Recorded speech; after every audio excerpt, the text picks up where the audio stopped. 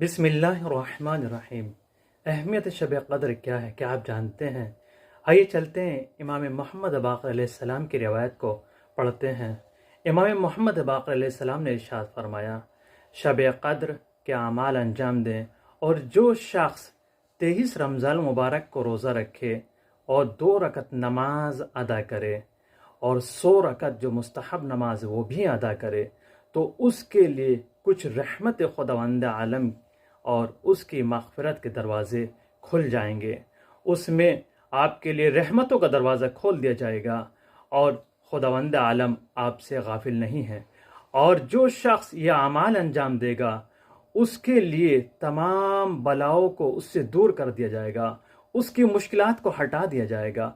और सबसे बड़ी जो अहमियत बयान की है वो ये है कि वो हवादिस और पानी में गर्क होने से पूरे साल महफूज रहेगा।